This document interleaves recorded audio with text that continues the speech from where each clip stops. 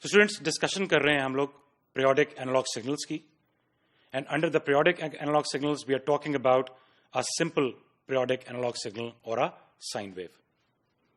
Students, there are three attributes that are related to this sine wave. The three attributes are amplitude, frequency, and phase. We have already spoken about the amplitude as a key attribute of a sine wave. Today we are going to talk about the frequency as a second attribute of the sine wave. Students, before we define the frequency of a sine wave, we need to talk about a period. Now students, period is the amount of time in seconds that is required for the sine wave to complete one cycle. In other words, you know that a periodic analog signal completes its cycle after cycle. It completes and repeats a pattern after pattern. So the amount of time that it requires for a sine wave to complete this pattern once is called its period. And it's obviously measured in seconds.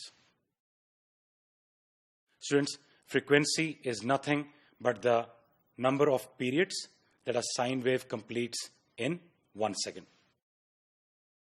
So as you can see from the definitions of these two terms, the time period or the period and the frequency, that both of these are inversely proportional to each other.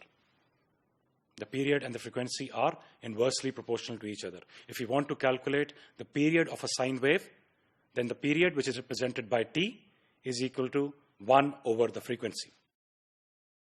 If you are asked to calculate the frequency of a simple periodic analog signal or a sine wave, then frequency is going to be equal to 1 divided by the period of that sine wave.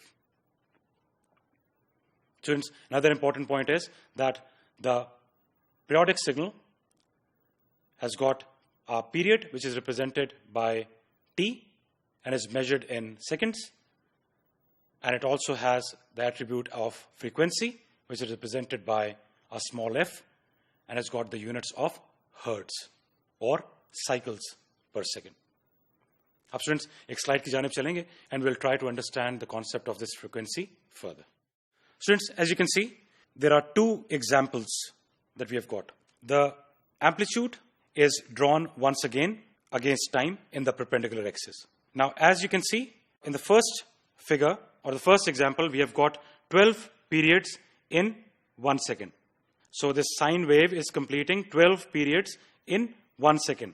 Therefore, the frequency is 12, and we have got the unit as hertz, which is nothing but the cycles it's completing per second.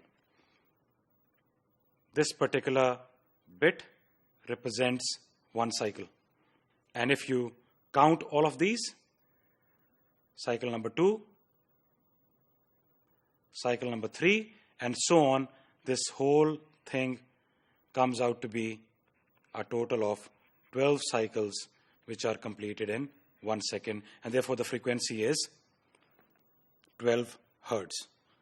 Now we know that the time period or the period is equal to 1 over frequency, and therefore in this particular case it's going to be 1 by 12 seconds. Students, in the second example, we have got 6 periods which are completed in 1 second. Therefore, our frequency is 6 hertz and our period is 1 over 6 seconds. And as you can see, in this particular case, we have got 1 cycle, 2 cycles, 3 cycles, 4, 5, and 6 cycles that are completed in 1 second. Students, in the next figure, as you can see, there are units of period and frequency that we have compared.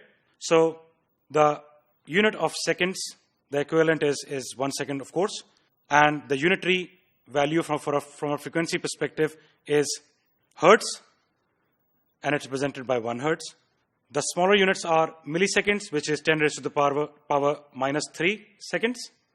Then you've got kilohertz, which is 10 raised to the power 3 hertz. Microseconds, megahertz, nanoseconds, gigahertz, and then you've got picoseconds corresponding to the the unitary value of frequency, which is terahertz.